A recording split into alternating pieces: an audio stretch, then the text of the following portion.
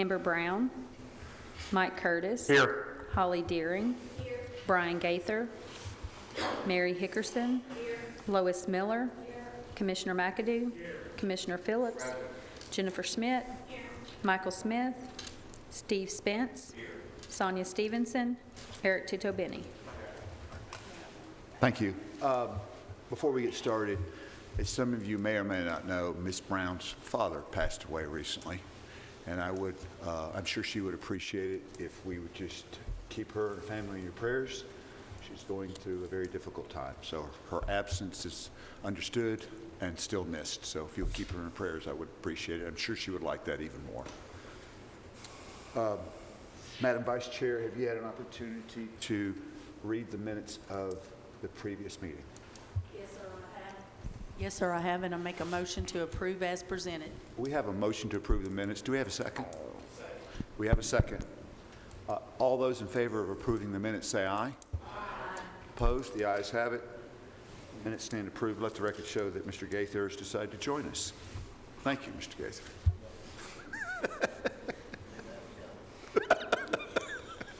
Oh, my goodness. Do we have anybody for public comments? Thank you. Mr. Elam, financials, please, sir. Yes, sir. So for Fund 264, February 2025, revenue $1,914,484. Expenses $2,110,090. Revenue less expenditures is a difference of a negative $195,605. And for the year, the calendar year, your totals, revenue $3,774,890, expenditures $4,407,326, revenue less expenditures, a negative $632,436. And for the fiscal year, your totals, revenue $15,522,469, expenses $17,425,607, revenue less expenditures, a negative $1,903,138. And for the 266 report for the month of February 2025, workers' comp, $470.15. OJI, $98,460.22, for a total of $98,930.37. Year-to-date total, workers' comp, $6,524.76. OJI total is $736,591.16. for a total of $746,115.92. And that concludes my report, Mr. Chairman. Thank you. We need a motion, please, for the report. We have a motion for both reports. Do we have a second? We have a second. Discussion, please. Seeing none, if there is no objection, Susan, call the roll, please. Commissioner Boyd. Mike Curtis. Yes. Holly Deering. Yes. Brian Gaither. Yes. Mary Hickerson. Yes. Lois Miller. Yes. Commissioner McAdoo. Yes. Commissioner Phillips. Yes. Jennifer Schmidt. Yes. Steve Spence. Yes. Eric Tutobeni. Yes. Thank you. Susan, OSHA report. This report is for the month of February 2025. We had a total of 25 incidences. Of those 25 incidences, there was 15 at the Board of Ed, 9 at County General, and 1 highway. Of the 9 at County General, 6 were at the Sheriff, and 3 were at Solid Waste. That brings our year-to-date incident frequency to 35. Of those 35, there was 24 OSHA recordable with 5 lost day claims, 13 restricted day claims, and 6 other recordables. Our reserves for the month is $117,654, which brings our year-to-date reserves to $157,895. Of that, we've paid out $21,776. There's been 9 claims closed year-to-date, and as of Friday, we had 4 employees currently out of work and 10 on restricted. 1 of those employees has returned as of Tuesday, so we currently have 3 out of work. And that concludes my report. Thank you. Do we have any questions? If not, I'll entertain a motion. Motion to approve as presented. have a motion to approve the OSHA report as presented. Do we have a second? We have a second. Any further discussion? Seeing none. All those in favor say aye. Aye. Opposed? The ayes have it. The OSHA report stands approved. Molly, the wellness report? For the total,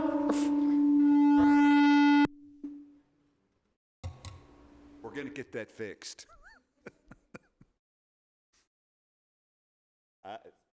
Just use Ed's mic if that's all right. for the current point accumulation period through February of 2025, we've had a total of 1,323 wellness points earned by members and a total of 151 wellness goals met. That concludes my report. Thank you. Any questions for Molly about the report? The the wellness report? Seeing none, without objection, we will accept. Item 7, Platform for Wellness. Ed, Mr. Elam?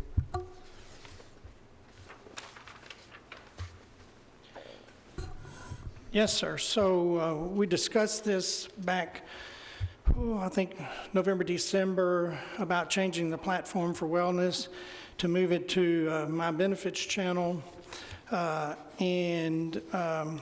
It also, with My Benefits channel, that is where our employees, new hires go in, training is done, so they'd be going into the same place. It would just be located in that same area. You would just choose this to check your points, stuff like that. So we were just looking for a formal motion to move based on we've continued to study it and feel like that's the best route to go, that we move this, our wellness platform to the My Benefits channels beginning October 1 of 2025. Mr. Chairman. Chairman Phillips, you're recognized. Motion to adopt My Benefits channel in Rutherford County's new wellness platform. We have a proper motion. Do we have a second? Second. We have a second. Discussion, please. Ms. Erickson, you're recognized. Thank you. Yes, I want to just make sure that, which I'm all on board on this, but this will definitely feed from the Cigna information into the My Benefits channel, that the guys don't have to do anything additional. It's still the same as that. And will there be any? Okay, so if we're doing October 1st, whatever points are hanging out there, we'll start new. I answered my own question. Thank you. It's wonderful when that works, isn't it? I genuinely mean that. Any further questions or discussion? We have a proper motion and second. I think so. I think we're going to do a roll call vote on this, please. So, Susan, if you'll take the roll without objection. Sir, Commissioner Boyd? Yes. Mike Curtis? Yes. Holly Deering? Yes. Brian Gaither? Yes. Mary Hickerson? Yes. Lois Miller? Yes. Commissioner McAdoo? Yes. Commissioner Phillips? Yes. Jennifer Schmidt? Yes. Steve Spence? Yes. Eric Tutobeni?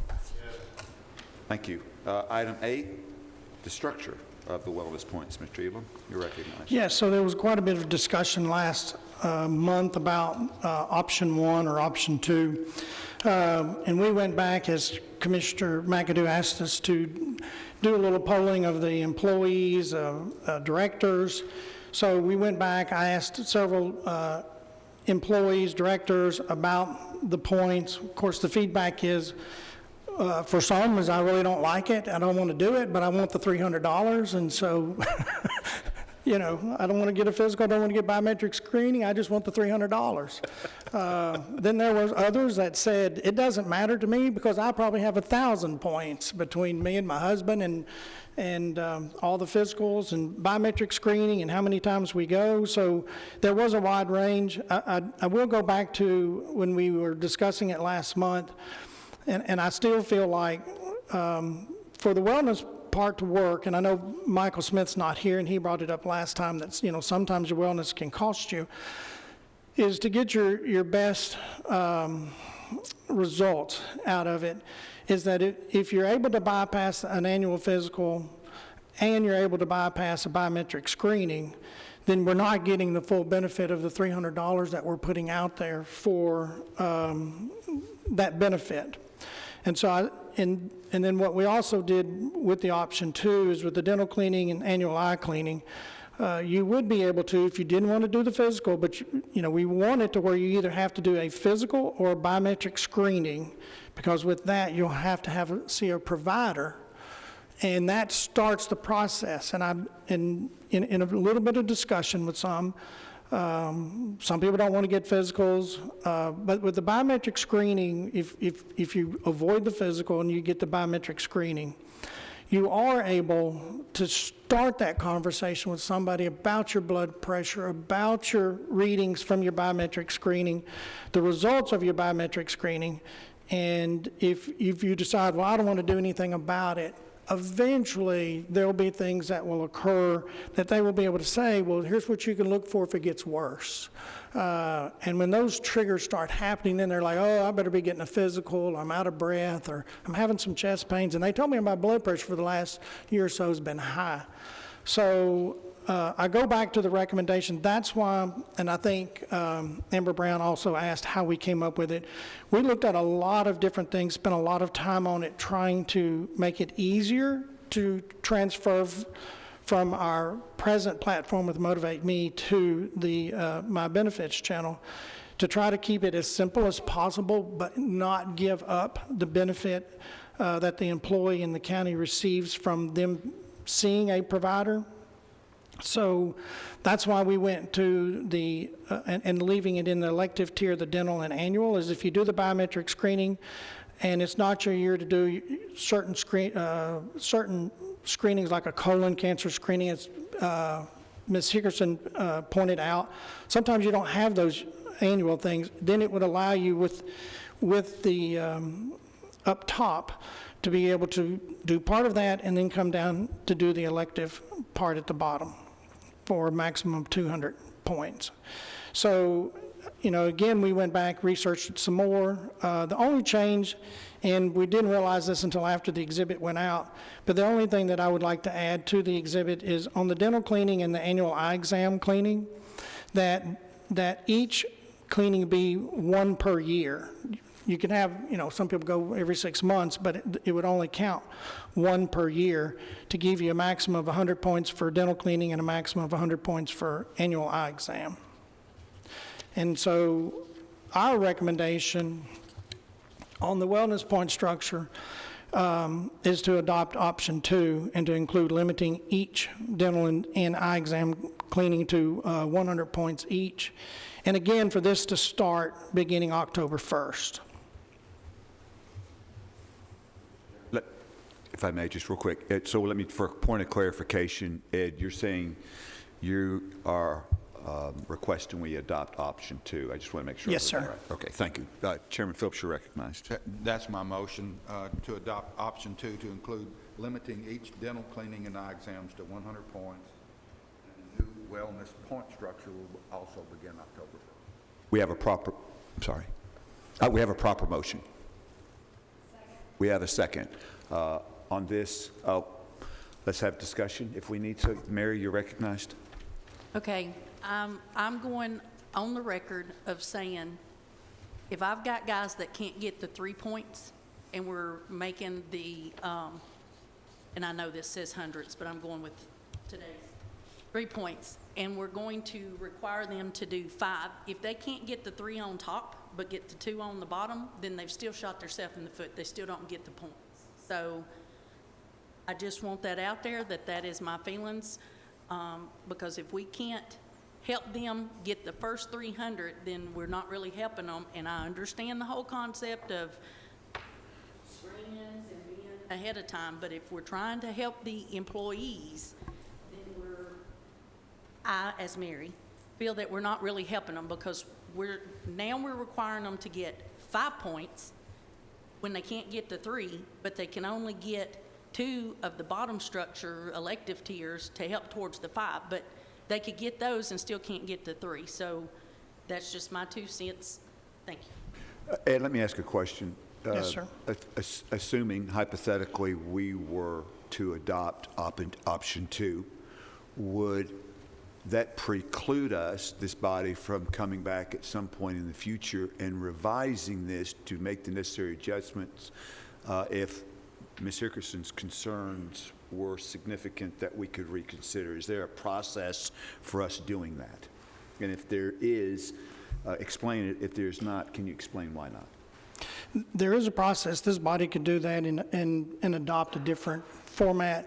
It is difficult when you make changes in the mid-year because you've put it out there in the guides and in open enrollment exactly what the requirements are, and then when you change it mid-year, it's hard to communicate it. You don't want to just rely on email because not everybody has one, and communication get harder to, it may be easier to adopt, but it still changes, and then people are like, well, I thought I had to have 500 instead of 300, and and it flops back and forth. Right, so you're... But it's possible. It's possible, but the practicality of that it has its limitations. So if we were to make changes in it, because this body can do that, you're saying it would be more on an annual basis would be the better place to do that. Is that correct, as it relates to timing? Is that right? Did I Yes, say that right? yes, and that's why we're coming before now to get this set,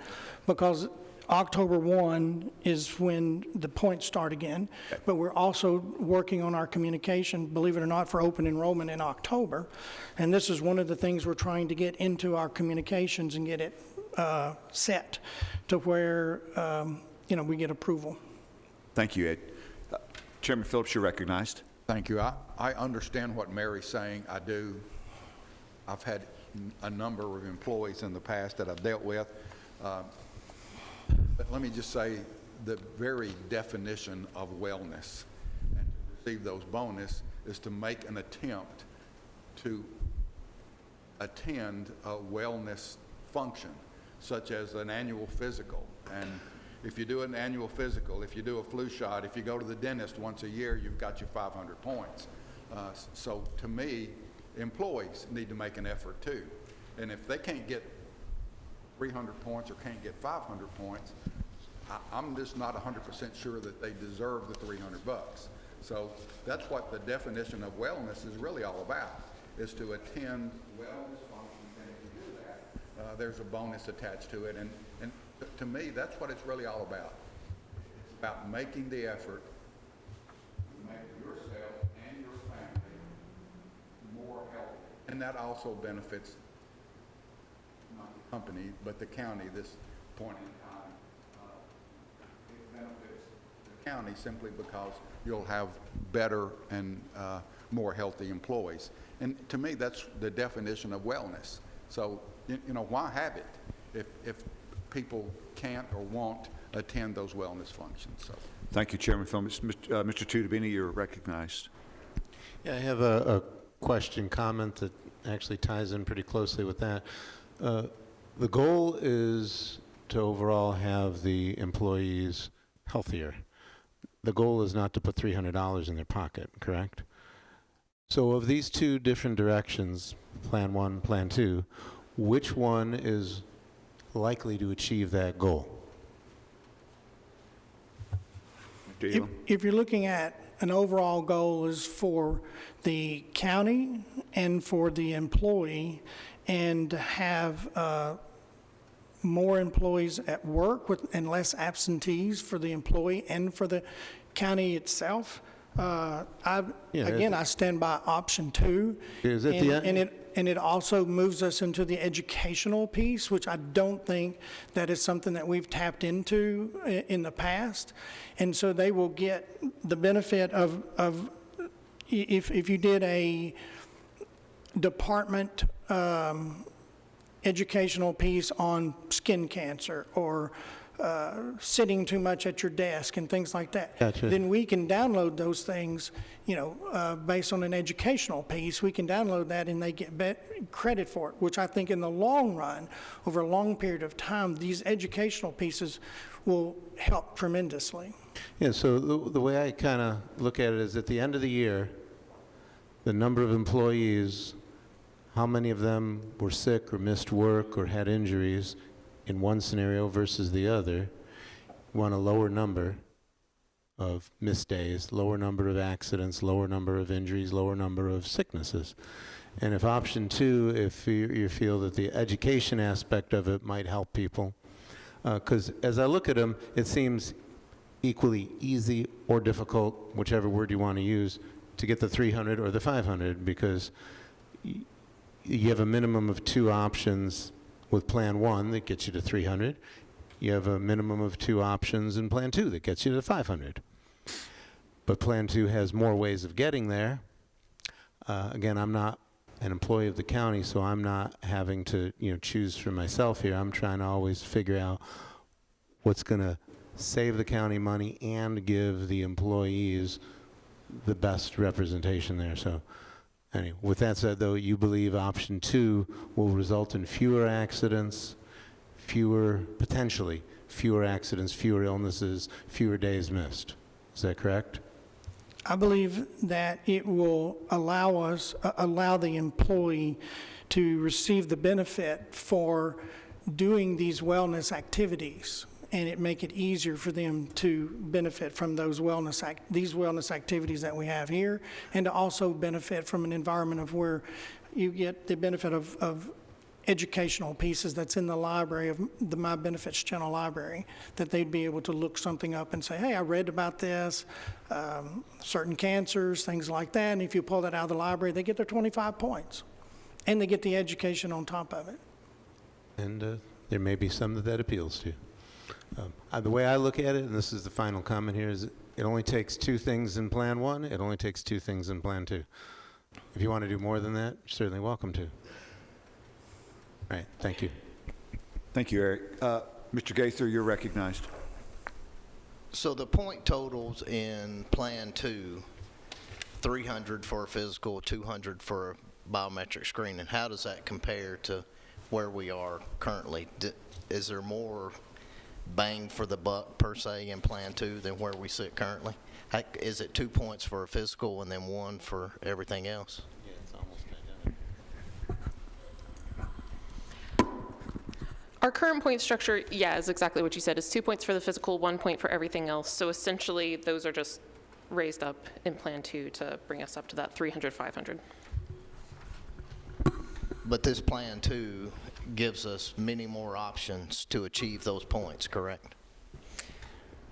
Yeah, there are those extra options in the elective tier, and the point values in the essential tier, even beyond the annual physical and the biometric, some of those have also been raised to 200. So there are other ways to reach that 300.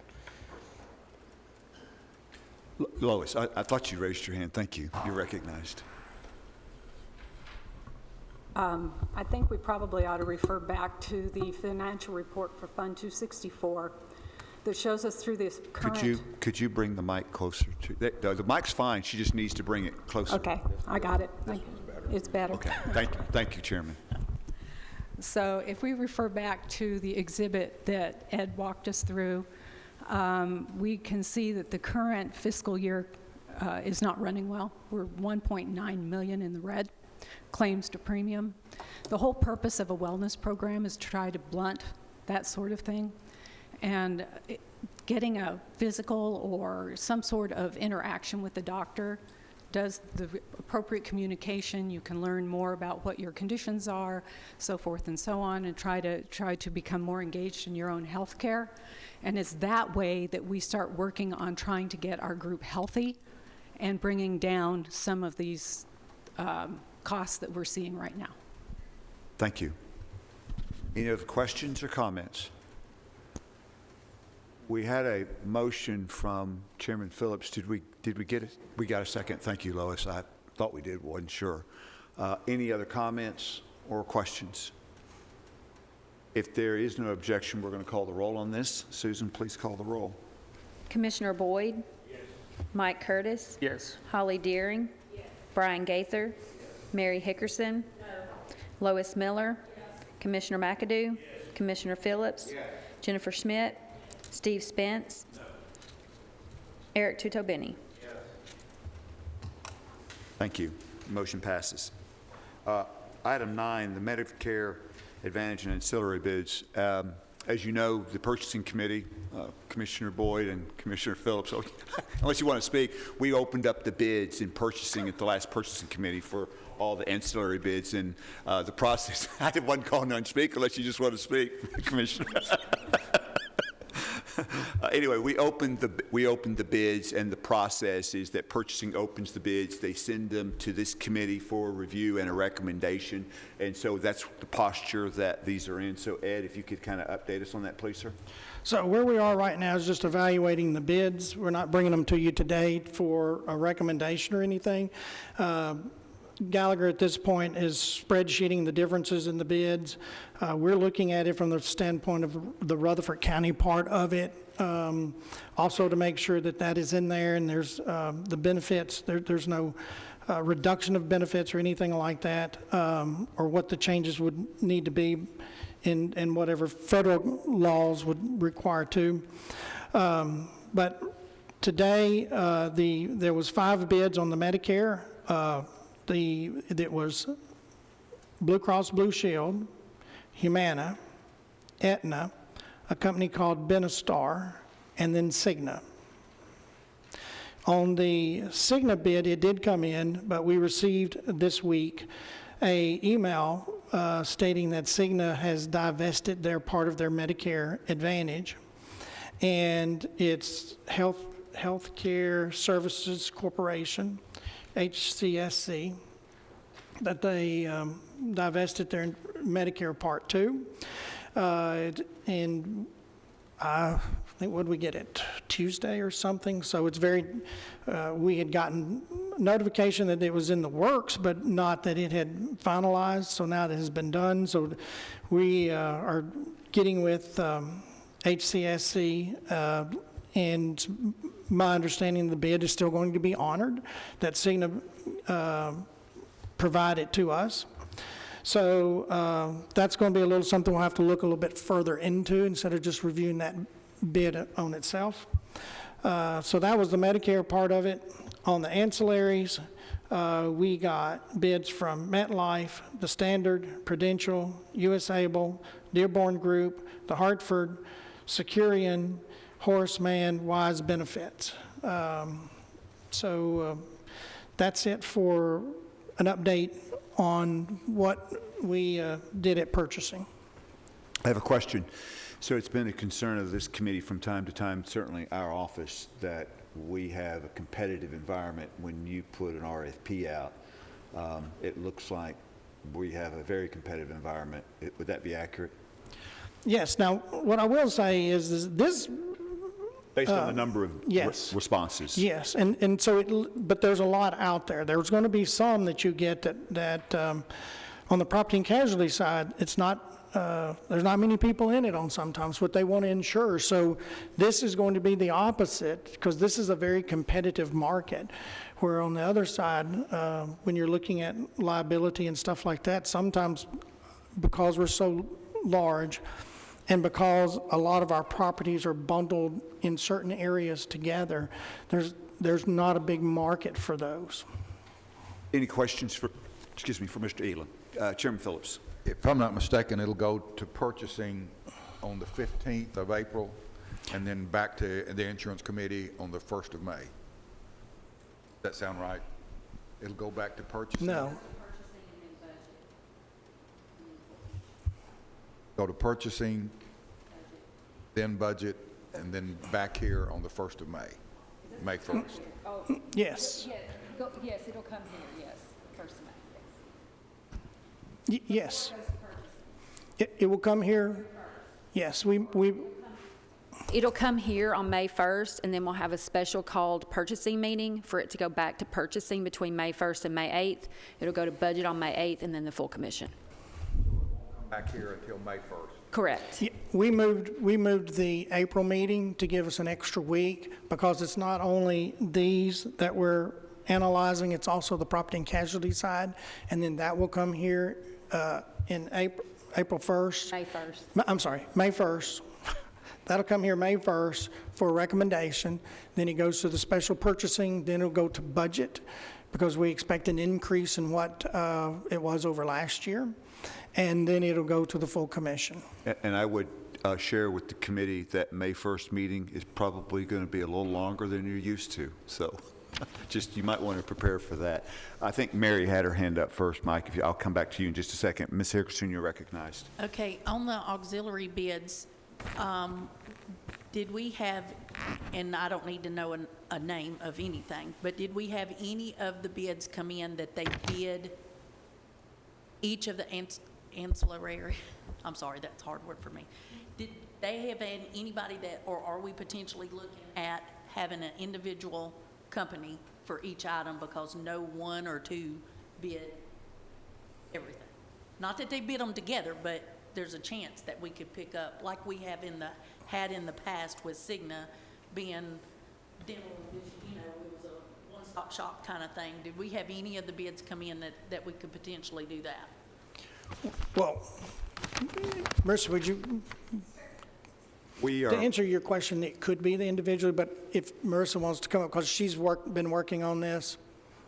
without objection, we'll go out of session. Marissa, you're recognized. If you'll introduce Sorry. yourself, please. So that's quite all right. I'm Marissa Combs-Smith with Gallagher. I'm one of your brokers that work on your account for all of the bid process on these products.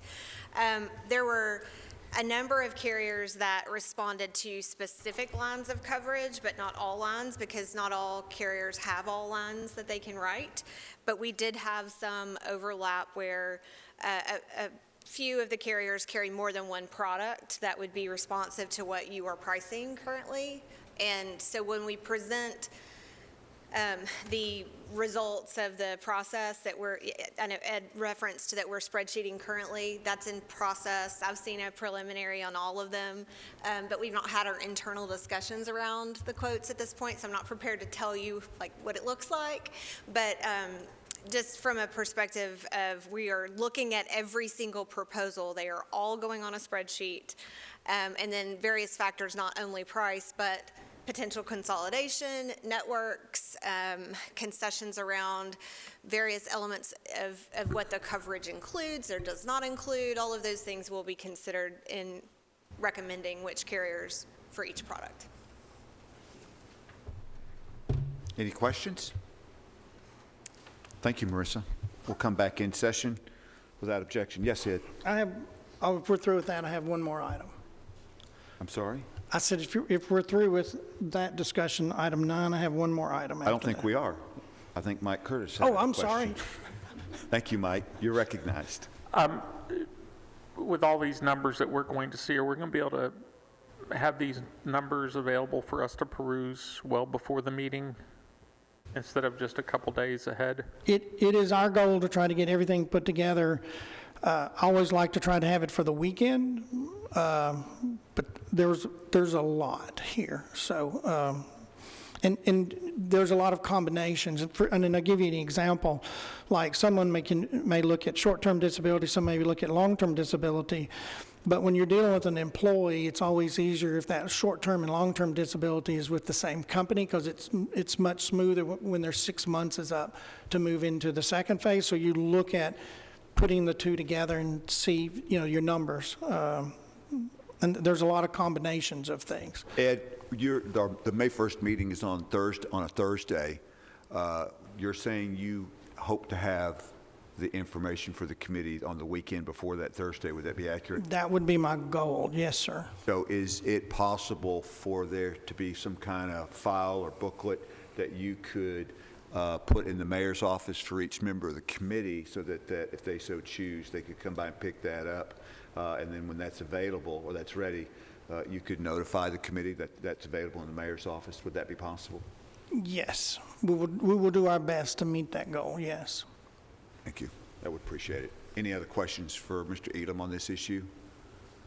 Seeing none, we will move to item 10, which is other business. Mr. Elam, do we have other business? Yes, sir. So I wanted to bring to the committee's attention that we normally don't meet June the 26th due to county commissions already set their budget, and anything that we do in June usually rolls over to the July meeting before anything is voted on by the commission, if that's necessary. So I am proposing that we cancel the June 26th meeting, and part of this is due to reorganizing the media and audio room.